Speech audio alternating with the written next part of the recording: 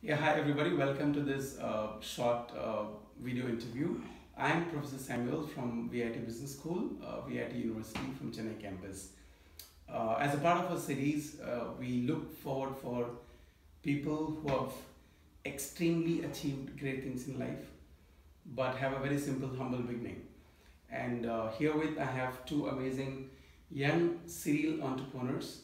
One is Arun and one is Soumya, and then both of them are from Calcutta, and they've got a huge, diverse, bipolar education backgrounds.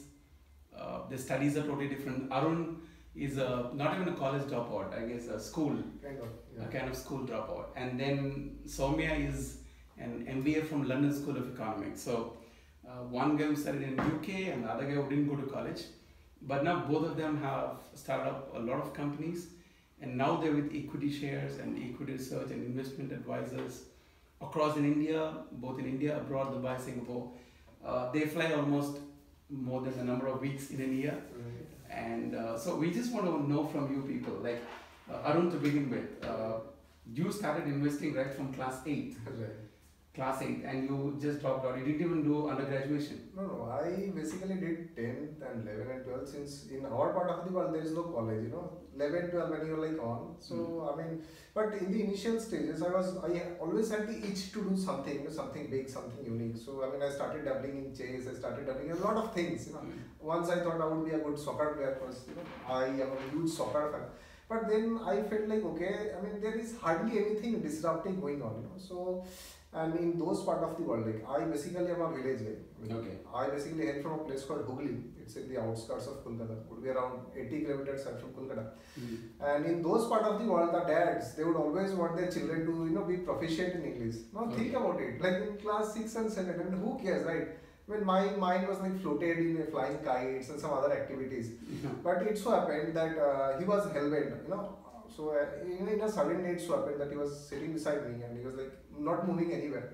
He thought like, okay, let's do something, let's read some lines. And I was like, I panicked. So I started glancing the pages from first to last, and I came across some things, which later I was told like these are stock quotes of companies. And I asked him what this was, and he was like, son, no matter what you do in life, never even touch this. I was like, okay, this is to be done. So my investing journey started from that day. So you started reading. You're a voracious reader. I've been a voracious reader, but in class 6 and 7, I lacked the infrastructure, right? Since you're in a small village, right, you didn't have good infrastructure. Right, and obviously, hailing from a middle class family, would have its repercussions, right? So, I never got any, haath kharach and all. Yeah. So, that dented me in the beginning.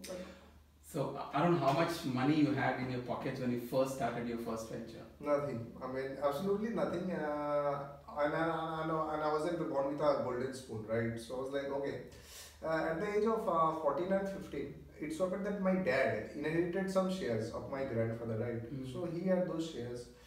And I was like, okay, he would be buying like one shares of Infosys and one shares of Luster and Table. And I was like, wow, man, he would be the owner of such a big MNC corporation, right? So, okay, if you can lend me thousands or $5,000, even I can earn something, right? Yeah. Because you need to be an adult to own a demat account.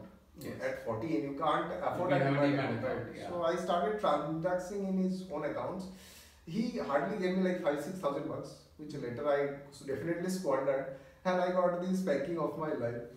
So just to conclude about your thing, now you are a CEO of your own equity, right, equity advisors. You don't own a car, you don't own a bike, you just bicycle, right, but you're a CEO. Right. Could you just tell now what is your net worth? Like you say you're retired, you're on your own. You're getting good amount of, that is just a rough amount, so that viewers are viewing this. The brain takes care. Okay. Yeah, that is a pretty sensitive questions. But to me, if the net worth is like 100 times of one's yearly expense, he should definitely retire. I believe I'm in that path. So, the stocks. Yeah, could you repeat the statement? What I was saying is like this: if the net worth is 100x more than your yearly expenses, then you can definitely retire. Say, for an example, for an illustration, if your expenses are like 1L or 1 lakh yearly, and if your net worth is like 1 CR, obviously you are liberated, right? Because even if the inflation is like 8%, you are far above. You are far above, and obviously the crore net worth, obviously it would take care. Even if a 2% income, a 2% dividend would cancel out the inflation rate. So maybe what's your message to the viewers, or a lot of students now they are getting into this startup. So what is your, then I'll come back to my thing was always the cash flow should ring from the first blade itself. Nowadays, I mean, since everyone is like bootstrapped, everyone is looking for funding, but the cash flow itself is lacking, right? I mean, last year itself, if I'm recalling correctly, almost 235 startups they winded up because of this cash flow crunch. The idea was brilliant, but probably the execution was poor, right? So maybe, I mean, they had those extravagant footage, these and that, nothing worked, right? So to me, a business should generate cash flow from the day one itself, else everything is crap. Money is the key, right? Money. And then you are the most youngest, most followed up on Twitter on equity shares and investment. More than 30k followers. I mean, 33. I never paid 33,000 followers you have on your blog. So how do you do all this? See, it's like if you're passionate about something, obviously the success would follow, right? And since I am fortunate to be a school or a college dropout, whatever way you put it, because and I didn't even read books, right? I mean, whatever I've learned, it's through the hardcore reading and by meeting over 215 guys. Hell, probably I've met about 10,000 guys in my life till date. And at 27, 28, if you have seen the practical world, you can make out, right, what would work and what won't. True. Alright, so Soumya, coming to what you said, like you've been a topper in your West Bengal 12th. You've been topper throughout, and then you did your undergrad, and then you went to London School of Economics, yeah, and you did your masters in London. So where did this spirit or the thought of being an entrepreneur? You started a couple of entrepreneurship. Now both of you are doing a lot of work. So when was the first time you ever felt that you want to be on your own? See, coming from a Marwadi background, you can say that it was probably in the blood. So you always see your relatives, your parents, everyone into business. So I really got very inspired by them that okay, you are owning a company, you are providing livelihood to so many people, and you do not have to listen to anyone. You are doing what you want to do. You are following your passion. So when I used to study, it was always there in my mind that I wanted to do something on my own. I never wanted to study and then probably join a company, and a very very senior person did advise me once when I did think. A lot of students, this is for students, so a lot of people do think that okay, let us first work somewhere and then we'll start on our own. Probably that is a wrong thought process. If you want to start on your own, start on your own, because you need time to do mistakes. Yeah. So when I came back, I started my first venture, and that was a startup on EdTech, education tech, and we met first time because of that only. Yes. And simultaneously, because my educational background was finance, and I was always very interested in two subjects. So even when I was going for my higher studies, I was confused whether I should take finance or I should take entrepreneurship. So I wanted something combination of these two subjects, and stock market is the best place where you analyze business and you put money in them, and you value the business, you try to understand the potential. So both the worlds, and you are owner of so many great businesses.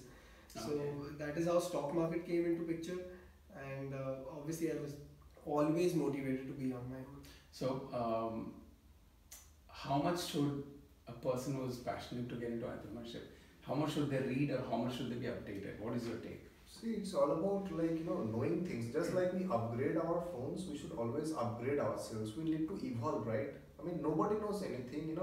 If someone says you can't do this, I mean, that is one of the best challenge to beat that. The satisfaction that you get would be unexpressible.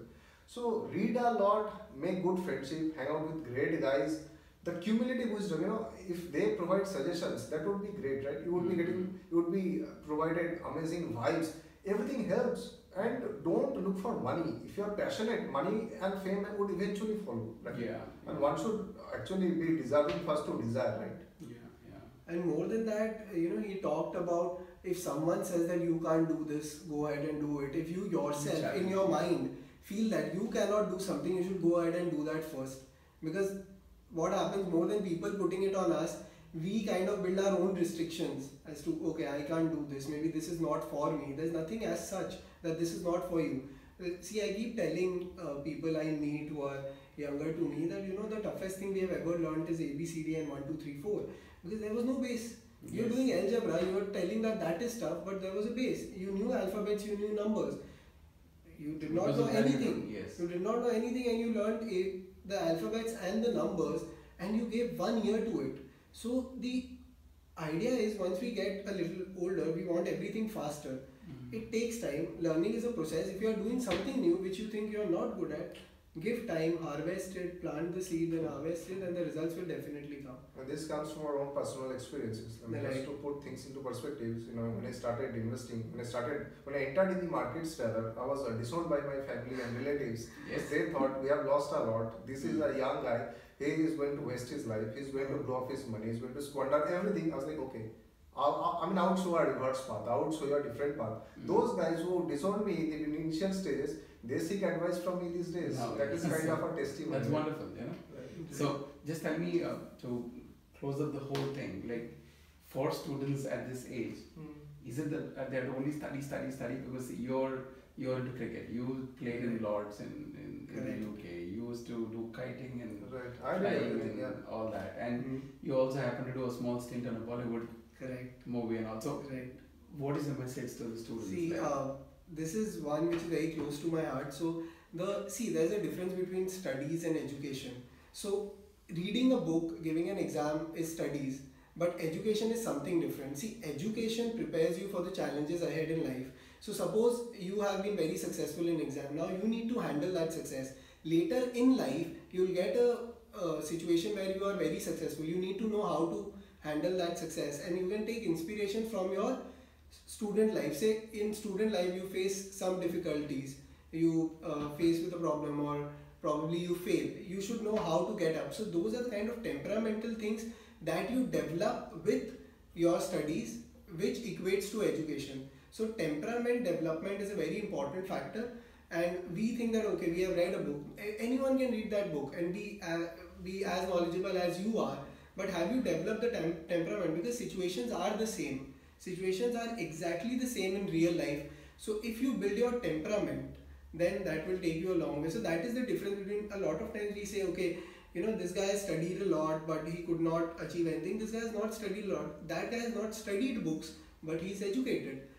And the guy who has studied a lot and is successful is because he focused more on education and not only on study. So that would be my message. Same from me also. Do what suits you. Follow your passion. Don't work for anyone else at the beginning. If someone is doing something else and if it's looking at brilliant, let it be. Everything looks rosy like from here. So don't even bother for those things. Everyone is talented. You just need to polish up yourselves. If you if you do same things for sometimes, obviously you have to get better, right? Make blunders at this age. You can afford blunders after 30 when when you would be married and there would be responsibility. You would need to take care of the parents and all. You would have huge pressures at 19, 20. You can achieve so much, right? And time is money. Once time goes, it's never going to come up. Sure. So that for me, all the best. Cool. So thank you so much, and maybe all the viewers can see and follow them on the Facebook, LinkedIn, Twitter, and all the details are given to you in the video. You just scroll down and we'll post all the links. You can follow them, and I hope this will be a great learning for our students or anybody who's aspiring to be like you guys. Amazing. All right. So thank you so much. Thank you. Yes.